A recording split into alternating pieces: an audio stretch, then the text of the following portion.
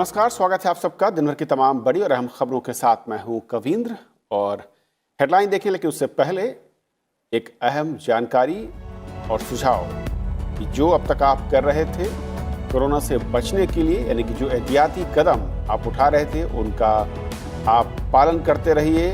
और यही कोरोना की अभी फिलहाल दवा कह सकते हैं जो आपको बचा सकती है कोरोना संक्रमण से, खुद को और दूसरों को। और अब बात हेडलाइंस की। भारत में श्रम, शिक्षा और कृषि से जुड़े सुधारों से ईज ऑफ डूइंग बिजनेस को मिला बढ़ावा। इन्वेस्ट इंडिया सम्मेलन में प्रधानमंत्री का कनाडा के कारोबारियों को न्योता, कहा निवेश के लिए भारत दुनिया में सबसे अच्छा देश। प्रधानमंत्री नरेंद्र मोदी ने कोविड महामारी की रोकथाम के लिए आज से जन आंदोलन की शुरुआत की। मास्क पहनने, हाथ धोने और 2 गज की दूरी का सख्ती से पालन करने की अपील।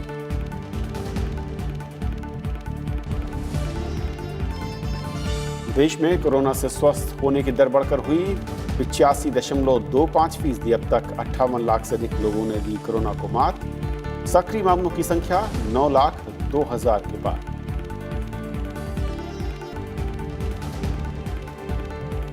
आन बान और शान के साथ मनाया गया भारतीय वायुसेना का 28वां स्थापना दिवस। गाजियाबाद के हिंडन एयरबेस पर राफेल समेत कई लड़ाकू विमानों ने किया शौर्य और शक्ति का रोमांचक प्रदर्शन।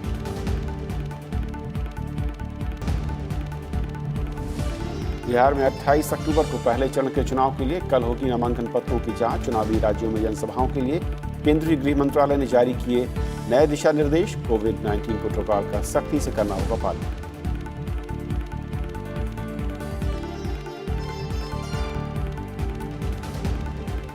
प्रधानमंत्री नरेंद्र मोदी ने कहा है कि भारत में निवेश करने का सबसे अनुकूल इस वक्त माहौल है। यहां लोकतंत्र है, स्थायी सरकार और निवेश की भरपूर संभावनाएं भी। कनाडा के निवेशकों से इन्वेस्ट इंडिया वर्चुअल सम्मेलन में संबोधित करते हुए उन्होंने कहा कि भारत में जीवंत लोकतंत्र, राजनीतिक स्थिरता और निवेश और व्यापार के लिए अनुकूल नीतियां हैं और साथ ही पेशेवर मानव संसाधन भी।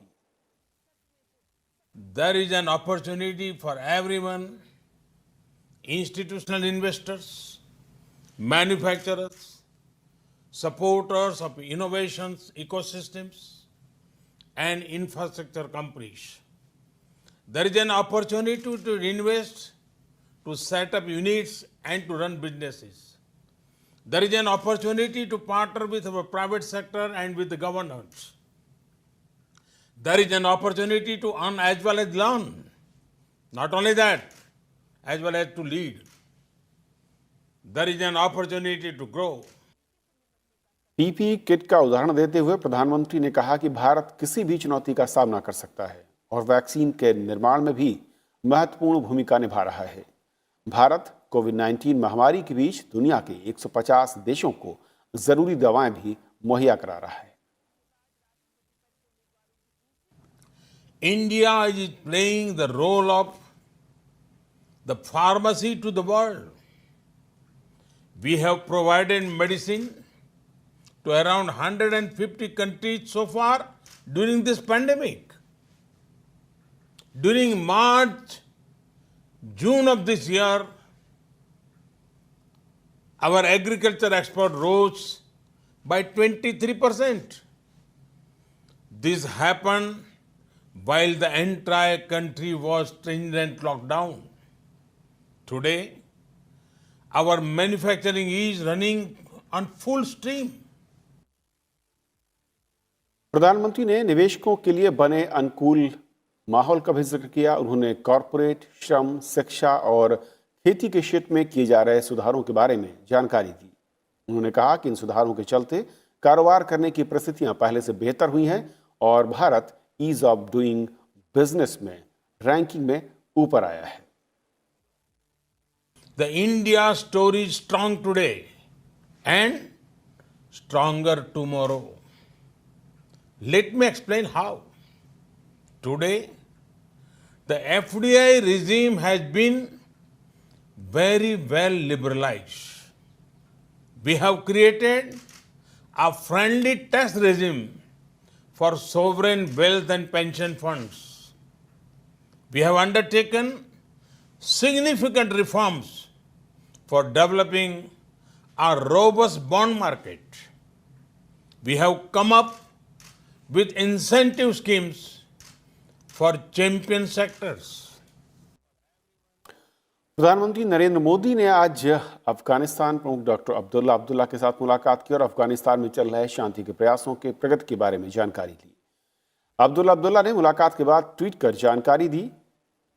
उन्होंने बताया कि प्रधानमंत्री नरेंद्र मोदी ने दोहा में चल रही अफगानिस्तान शांति वार्ता की प्रगति का जायजा लिया और शांति के लिए चल रहे प्रयासों के लिए अब्दुल्ला अब्दुल्ला को भारत के प्रधानमंत्री ने समर्थन का भरोसा भी दिया। इससे पहले अब्दुल्ला अब्दुल्ला की मुलाकात राष्ट्रीय सुरक्षा सलाहकार अजीत डोभाल से हुई। अजीत डोभाल ने मुलाकात के दौरान कहा कि भारत स्वतंत्र, लोकतांत्रिक और शांतिपूर्ण अफगानिस्तान के पक्ष में है, जहां आतंकवाद के लिए कोई जगह न हो।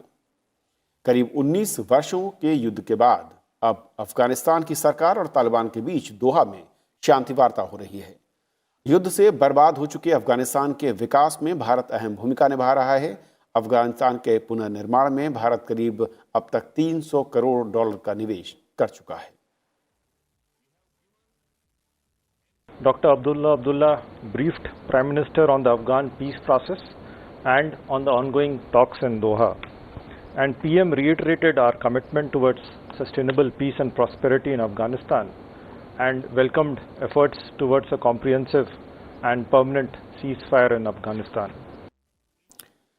कोरोना महामारी से बचाव के लिए प्रधानमंत्री नरेंद्र मोदी ने आज देशव्यापी अभियान की शुरुआत की। उन्होंने मास्क पहनने, 2 गज की दूरी बनाए रखने और बार बार हाथ की सफाई पर खास जोर दिया है। प्रधानमंत्री ने कहा कि कोविड से संघर्ष एक जन आंदोलन है और सभी के सामूहिक प्रयास से अनेक लोगों की जान अब तक बचाई जा सकी है। उन्होंने लोगों से अपील की कि वो इन प्रयासों को बरकरार रखें। प्रधानमंत्री नरेंद्र मोदी ने कोविड महामारी की रोकथाम संबंधी समुचित व्यवहार के बारे में जन आंदोलन अभियान का शुभारंभ किया। आने वाले त्योहारों, सर्दियों और आर्थिक गतिविधियों के मद्देनजर यह अभियान चलाया जा रहा है। ट्वीट के जरिए अभियान का शुभारंभ करते हुए प्रधानमंत्री ने लोगों से कोरोना के खिलाफ संघर्ष में एकजुट होने का आह्वान किया। उन्होंने हमेशा मास्क लगाने, हाथों की साफ सफाई रखने, 2 गज की दूरी का पालन करते हुए सुरक्षित दूरी बनाए रखने पर जोर दिया। प्रधानमंत्री ने कहा कि कोविड से संघर्ष एक जन आंदोलन है और इसे कोविड योद्धाओं के समर्पण से शक्ति मिली है। उन्होंने कहा कि हमारे सामूहिक प्रयासों से अनेक लोगों की जान बचाई जा सकी है। प्रधानमंत्री ने कहा कि हमें अपने प्रयासों की यह गति बनाए रखनी होगी और इस घातक संक्रमण से लोगों का बचाव करना होगा। इस आंदोलन का उद्देश्य जनभागीदारी को प्रोत्साहित करना यानी कोविड-19 पर सजग व्यवहार को जन आंदोलन बनाना है। यह कम लागत वाला अधिक प्रभावकारी अभियान है जिसमें मास्क पहनने, सुरक्षित दूरी का पालन करने और हाथ धोने की प्रक्रिया से जुड़े संदेश शामिल किए गए हैं। कोरोना से डरने की नहीं बल्कि सावधानी की आवश्यकता है और यह संदेश जन जन तक पहुंचाने के लिए यह मुहिम चलाई जा रही है। सहजता से समझ में आने वाले संदेशों को आम भाषा में लिखा गया है। सभी मीडिया मंचों का इस्तेमाल करते हुए देश के सभी भागों में संदेशों को पहुंचाया जाएगा। सार्वजनिक स्थानों पर पोस्टर और बैनर लगाए जा रहे हैं। जागरूकता फैलाने के लिए नियमित रूप से मोबाइल वैन भी चलाई जाएंगी। केंद्रीय गृह मंत्री अमित शाह ने लोगों से अपील की है कि प्रधानमंत्री नरेंद्र मोदी के इस आह्वान को सुरक्षा मंत्र मानकर न सिर्फ स्वयं को सुरक्षित रखें बल्कि अपने परिजनों, दोस्तों और सहकर्मियों को भी सुरक्षित रखें। उन्होंने ट्वीट किया कि कोरोना जैसी वैश्विक महामारी से तभी लड़ा जा सकता है जब सभी देशवासी एक साथ आएं। उन्होंने लोगों से इस जन आंदोलन से जुड़ने और सभी को इस महामारी के प्रति जागरूक कर कोरोना मुक्त भारत बनाने में अहम भूमिका निभाने की अपील की है। देश में कोविड महामारी से स्वस्थ होने की दर 85% से अधिक हो गई है। पिछले 24 घंटों में देश भर में 83,000 से अधिक लोग इस बीमारी से ठीक हुए हैं। देश में सक्रिय मामलों में लगातार कमी आ रही है। वहीं कोविड के चलते मृत्यु दर 1.5% है, जो दुनिया के सबसे कम दरों में से एक है। देश में कोविड-19 से स्वस्थ होने की दर 85.23% हो गई है। भारत में कोविड-19 से स्वस्थ होने वाले लोगों की संख्या में तेजी से वृद्धि हुई है। स्वस्थ लोगों की संख्या इलाज करा रहे लोगों की संख्या के 6 गुना से भी ज्यादा है। पिछले 5 दिन के नए मामलों और ठीक होने के आंकड़ों पर नजर डालें तो नए केसेस की तुलना में ठीक होने वालों की संख्या लगातार बढ़ी है। नए मामले 80,000 से कम आ रहे हैं, जबकि रोजाना 75,000 से अधिक लोग स्वस्थ हो रहे हैं।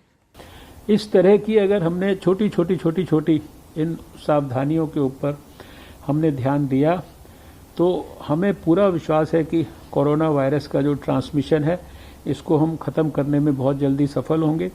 केंद्रीय स्वास्थ्य मंत्रालय के मुताबिक बीते एक दिन में 83,011 मरीजों ने कोरोना को मात दी है। इसके साथ ही स्वस्थ होने वालों की कुल संख्या 58,27,000 से ज्यादा हो गई है। हालांकि पिछले 24 घंटे के दौरान कोविड-19 के 78,000 से अधिक मामले सामने आए हैं। कुल संक्रमितों का आंकड़ा 68 लाख को पार कर गया है। कोरोना संक्रमण से पिछले 24 घंटे में 971 लोगों की मौत हुई है। अब तक 1,05,526 लोगों की जान कोरोना से गई है। अभी देश में कोरोना के 9,02,425 सक्रिय मामले हैं, जो कुल मामलों का 13.2% है, जबकि मृत्यु दर 1.5% है। ICMR के मुताबिक बुधवार को करीब 12 लाख नमूनों का परीक्षण किया गया। अब तक कुल 8,34,65,975 नमूनों का परीक्षण किया जा चुका है। 88वें भारतीय वायुसेना दिवस के मौके पर गाजियाबाद के हिंडन एयरबेस में भारतीय वायुसेना की आन बान और शान देखने को मिली। वायुसेना के जांबाज जवानों ने हैरतअंगेज करतब दिखाए और इस बार एयरफोर्स के बेड़े में राफेल को भी शामिल किया गया था। राफेल के अलावा वायुसेना के कई दूसरे लड़ाकू विमानों ने इस दौरान अपनी ताकत भी दिखाई।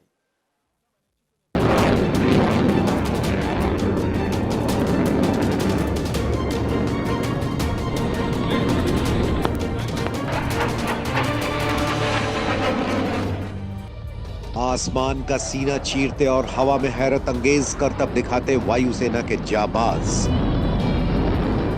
वायुसेना दिवस पर गाजियाबाद के हिंडन एयरबेस पर वायुसेना के हैरत अंगेज करतबों ने लोगों को रोमांचित कर दिया। Air chief marshal RKS Bhadauria ने परेड का निरीक्षण किया और सलामी ली। इस मौके पर उन्होंने कहा कि वर्तमान में देश और वायुसेना के सामने साइबर और ड्रोन थ्रेट जैसी कई चुनौतियां हैं। उन्होंने कहा कि राफेल, चिनूक और अपाचे हेलीकॉप्टर के भारतीय वायुसेना में शामिल होने से सेना की ताकत में इजाफा हुआ है। The recent induction of state-of-art Rafale, Chinook and Apache aircraft have added significantly to our combat capability over our adversaries in the battlefield. Our offensive strike capability has been honed further with upgradations of our aircraft, with weapon systems and sensors, ably supported by a networked decision-making matrix. RKS Bhadauria ने कहा कि वायुसेना ने Covid काल के दोस्त पड़ोसियों को हर संभव मदद दी है। वायुसेना के परिवहन विमानों ने फंसे हुए विदेशियों को उनके घरों तक सुरक्षित तो पहुंचाया ही, वहीं पड़ोसियों को राहत सामग्री समेत दूसरी मदद भी मुहैया कराई। As the novel coronavirus spread rapidly across the globe, our nation's response was firm, and IF on its part instituted various proactive measures to counter the spread and minimize the disruption in our functioning. We deployed our transport and helicopter aircraft promptly during the lockdown to support COVID-19 tasks, pan-India as well as abroad, wherein we flew almost 750 hours, including many missions to bring back stranded Indians across the globe. इस बार Hindon airbase पर आकर्षण का मुख्य केंद्र रहा air force के बेड़े में शामिल राफेल लड़ाकू विमान।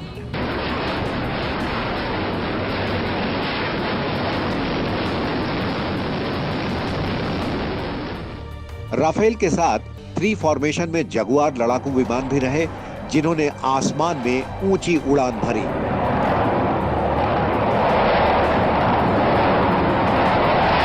वहीं स्वदेश निर्मित विमान तेजस ने आसमान में अपना दम दिखाया। राफेल लड़ाकू विमान के अलावा सूर्य किरण टीम ने एक बार फिर आसमान में अपने करतब दिखाए। इस टीम के तहत कई लड़ाकू विमान आते हैं जो दुश्मन को वक्त रहते ही ध्वस्त कर सकते हैं। वायुसेना दिवस के मौके पर Chinook helicopter, Apache helicopter, globe master, Sukhoi समेत कई लड़ाकू विमानों ने अपना दम दिखाया।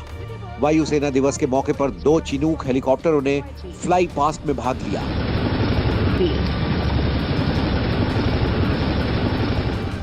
वायुसेना प्रमुख ने इस मौके पर कई वायु वीरों को सम्मानित किया, जिनमें वो जवान भी शामिल रहे जिन्होंने बालाकोट में एयर स्ट्राइक की थी।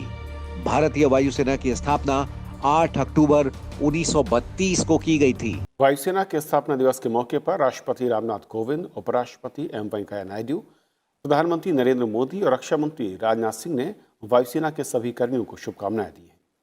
राष्ट्रपति रामनाथ कोविंद ने अपने संदेश में कहा कि राफेल, अपाचे और चिनूक को शामिल करने के साथ आधुनिकीकरण की प्रक्रिया भारतीय वायुसेना को और अधिक सामरिक उसे ताकत मिलेगी।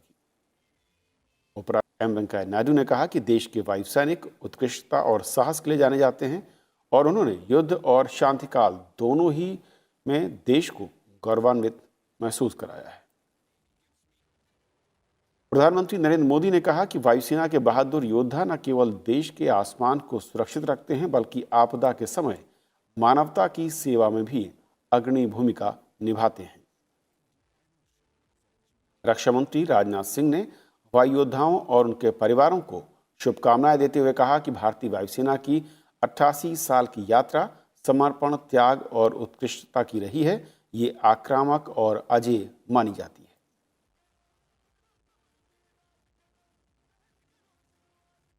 लोकसभा की अधीनस्थ विधान समिति की आज बैठक हुई। कोयला मंत्रालय के प्रतिनिधियों ने coal mines special provision act 2015 और coal blocks allocation rules 2017, mines and mineral development and regulation act 1957 के तहत नियमों से जुड़े हर पहलू को रखा। इसमें वो नियम शामिल थे जो समय समय पर कानून में संशोधन के बाद बने थे।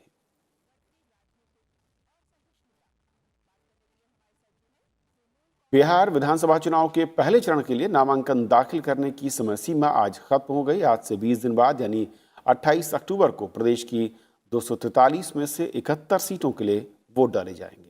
पहले चरण के लिए नामांकन दाखिल करने वाले उम्मीदवारों के पर्चों की जांच कल होगी और 12 अक्टूबर तक नाम वापस लिए जा सकते।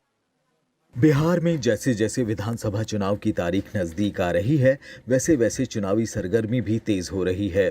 बीजेपी और जेडीयू से अलग होकर चुनाव मैदान में उतरी लोक जनशक्ति पार्टी ने आगामी विधानसभा चुनाव के लिए अपने 42 उम्मीदवारों की सूची जारी की है। इनमें हाल ही में बीजेपी से एलजेपी में शामिल कई नेताओं का नाम भी शामिल है। इस बीच बिहार में एक और राजनीतिक मोर्चा खड़ा हुआ है, grand democratic secular front. RLSP प्रमुख उपेंद्र कुशवाहा और एआईएमआईएम प्रमुख असदुद्दीन ओवैसी ने थर्ड फ्रंट का ऐलान किया। थर्ड फ्रंट में आरएलएसपी और एआईएमआईएम के अलावा Bahujan Samaj party, Suheldev Bharatiya Samaj party, Samajwadi Janata Dal democratic, जनतांत्रिक पार्टी समाजवादी भी शामिल होंगे, जो मिलकर विधानसभा चुनाव में एनडीए और महागठबंधन को चुनौती देंगे। फ्रंट के संयोजक समाजवादी जनता दल लोकतांत्रिक के प्रमुख देवेंद्र यादव होंगे और उपेंद्र कुशवाहा मुख्यमंत्री पद का चेहरा। राष्ट्रीय लोक समता पार्टी प्रमुख उपेंद्र कुशवाहा ने अपने 42 उम्मीदवारों की सूची भी जारी कर दी है। इसी के साथ महाराष्ट्र की नेशनलिस्ट कांग्रेस पार्टी ने घोषणा की है कि वो भी बिहार में चुनाव लड़ेगी। पार्टी की तरफ से कुल 40 स्टार प्रचारक होंगे। शरद पवार पार्टी के स्टार कैंपेनर होंगे। 243 सदस्यों वाली बिहार विधानसभा के लिए 3 चरणों में चुनाव होंगे। चुनाव 28 अक्टूबर से शुरू होंगे, वहीं मतगणना 10 नवंबर को होगी। पहले चरण में 71 सीटों पर 3 नवंबर को, दूसरे चरण में 94 सीटों पर चुनाव होने हैं। तीसरे चरण में 7 नवंबर को 78 सीटों पर चुनाव होगा। कोरोना काल में हो रहे चुनाव को देखते हुए केंद्रीय गृह मंत्रालय ने नई गाइडलाइंस जारी की है। इसके मुताबिक अब खुले मैदान में चुनावी रैली में लोगों के शामिल होने पर कोई रोक नहीं होगी। वहीं बंद स्थानों पर हॉल की क्षमता के 50% से कम लोग ही शामिल हो सकेंगे। हालांकि सभी राजनीतिक आयोजनों में कोरोना से बचाव के लिए सोशल डिस्टेंसिंग और मास्क जैसी गाइडलाइन का पालन करना जरूरी होगा। वहीं राजनीतिक रैली का आयोजन कंटेनमेंट जोन में नहीं हो सकता। इससे पहले अनलॉक 5 में केंद्रीय गृह मंत्रालय ने 15 अक्टूबर के बाद सभी तरह के आयोजनों को कुछ प्रतिबंधों के साथ करने की छूट दी थी।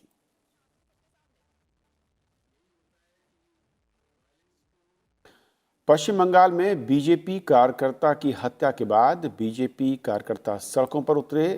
उन्होंने नेता की हत्या के विरोध में कोलकाता में अलग अलग जगहों पर प्रदर्शन किया और ममता बनर्जी सरकार के खिलाफ आंदोलन चलाया। साथ ही उन्होंने सचिवालय की ओर बढ़ने की कोशिश की और कोलकाता पुलिस ने उन्हें रोकने का प्रयास किया और इस दरमियान बल प्रयोग भी किया गया। पश्चिम बंगाल के उत्तरी 24 परगना में कुछ दिन पहले नगर निकाय पार्षद मनीष शुक्ला की गोली मारकर हत्या कर दी गई थी। ये जो राजनीतिक हिंसा हो रही है उनसे प्रायोजित है। विरोधियों को खत्म करने के लिए, रोकने के लिए दूसरा रास्ता नहीं है। इसलिए हत्या की एक बार माध्यम लेकर के हिंसा के माध्यम से बीजेपी को रोकने का प्रयास हो रहा है। सारे रास्ता खुला हुआ है, हम भी देख रहे हैं। हम जरूरत पड़ने से हाई कोर्ट या तो सुप्रीम कोर्ट जा करके और सीबीआई और का इंक्वायरी मांगेंगे, डिमांड करेंगे। This was a very peaceful protest. But the police of West Bengal, who are today functioning as puppets of Mamata Banerjee and have inflicted barbaric damage on our Karyakartas. Bharat ने अंतर्राष्ट्रीय आतंकवाद से छुटकारा पाने के लिए comprehensive convention on international terrorism को अपनाने की बात कही है। यूएन में अंतर्राष्ट्रीय आतंकवाद को जड़ से खत्म करने के उपायों को लेकर हुई बैठक में भारत ने पाकिस्तान पर तीखा प्रहार किया। भारतीय प्रतिनिधि ने कहा कि अब वक्त आ गया है कि आतंकवाद को पनाह देने वाले देशों की पहचान कर उन्हें भी सजा दी जाए। पाकिस्तान पर तीखा प्रहार करते हुए भारत ने संयुक्त राष्ट्र से मांग की है कि वो पाकिस्तान जैसे आतंकवाद को पनाह देने और पालने वाले देशों के खिलाफ कड़ा कदम उठाए। अंतर्राष्ट्रीय आतंकवाद को खत्म करने के उपायों को लेकर संयुक्त राष्ट्र महासभा की आम बैठक में भारत के स्थायी मिशन के प्रथम सचिव येदला उमाशंकर ने ये मांग रखी। उन्होंने कहा कि आतंकवादियों को दूरसंचार और धन जुटाने की आधुनिक तकनीकों के अलावा दूसरी नई तकनीकें भी मिल रही हैं, जिससे वो बम बनाने और तबाही के दूसरे कामों को अंजाम दे रहे हैं। भारतीय प्रतिनिधि ने कहा कि आतंकवादी बिना किसी देश की सहायता के ऐसा नहीं कर सकते। ऐसे में ज़रूरत है कि आतंकवादियों को साथ देने वाले देशों की पहचान की जाए और उनके खिलाफ सख्त कार्रवाई की जाए। उन्होंने कहा कि संयुक्त राष्ट्र को भारत की तरफ से लाए गए comprehensive convention on international terrorism पर सहमत होना चाहिए। भारत के प्रतिनिधि ने कहा कि संयुक्त राष्ट्र और सदस्य देशों को आतंकवाद के शिकार लोगों के अधिकारों को भी समझना चाहिए और अंतर्राष्ट्रीय कानून के मुताबिक आतंकवाद से पीड़ित लोगों के प्रति देशों की भूमिका भी तय होनी चाहिए। ये समझना जरूरी होगा कि आतंकवाद के शिकार लोगों में सबसे ज्यादा महिलाएं और बच्चे हैं। अब वक्त आ गया है कि comprehensive convention on international terrorism जैसा वैश्विक कानूनी ढांचा तैयार कर इस पर लगाम लगाई जाए। इस तरह से हमें आतंकवाद से वैश्विक स्तर पर मुकाबला करने के लिए एक कानूनी आधार मिलेगा और सभी सदस्य देशों के पास आतंकवाद का मुकाबला करने के लिए एक बहुपक्षीय मंच होगा। साल 2020 के लिए साहित्य का नोबेल पुरस्कार अमेरिकी कवयित्री लुइस को दिया गया है। स्वीडिश अकादमी ने पुरस्कार की घोषणा करते हुए कहा कि लुइस को उनकी बेमिसाल काव्यात्मक आवाज के लिए ये सम्मान दिया गया है। 1943 में न्यूयॉर्क में पैदा हुई लुइस स्वतंत्र रूप से लिखने के अलावा येल यूनिवर्सिटी में अंग्रेजी की प्रोफेसर रही हैं। इससे पहले उन्हें पुलित्जर समेत कई और पुरस्कार मिल चुके हैं। कवयित्री लुइस ने 1968 में फर्स्ट बॉर्न के साथ अपनी शुरुआत की और जल्द ही अमेरिकी समकालीन साहित्य में सबसे प्रमुख कवियों में शामिल हो गई। उन्होंने 12 कविताओं का संग्रह और कुछ निबंध प्रकाशित किए हैं।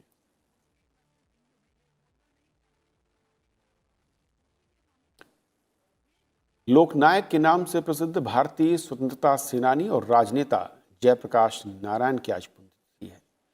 जयप्रकाश नारायण को संपूर्ण क्रांति के जनक के रूप में जाना जाता है। उन्होंने 1974 में सरकार को चुनौती देते हुए संपूर्ण क्रांति की शुरुआत की थी। 1975 में राष्ट्रीय आपातकाल घोषित होने के बाद उन्हें गिरफ्तार कर चंडीगढ़ में बंदी बनाकर रखा गया। 8 अक्टूबर साल 1989 में पटना में अपने आवास पर उनका निधन हुआ। साल 1999 में उन्हें मरणोपरांत देश के सर्वोच्च नागरिक सम्मान भारत रत्न से सम्मानित किया गया। केंद्रीय गृह मंत्री अमित शाह ने ट्वीट कर कहा कि लोकनायक जयप्रकाश नारायण का मातृभूमि के लिए समर्पण अनुकरणीय था। स्वतंत्रता संग्राम में उनका योगदान, लोकतंत्र की रक्षा के लिए आपातकाल के विरुद्ध उनका संपूर्ण क्रांति का विचार हर देशवासी के लिए सदैव एक प्रेरणा का केंद्र रहेगा। बीजेपी अध्यक्ष जेपी नड्डा ने उनकी पुण्यतिथि पर श्रद्धांजलि अर्पित करते हुए कहा कि देश के लोकतंत्र पर हुए सबसे बड़े आघात आपातकाल के विरुद्ध संपूर्ण क्रांति का उद्घोष देने वाले महान स्वतंत्रता सेनानी भारत रत्न लोकनायक श्री जयप्रकाश नारायण जी की पुण्यतिथि पर उन्हें शत शत नमन।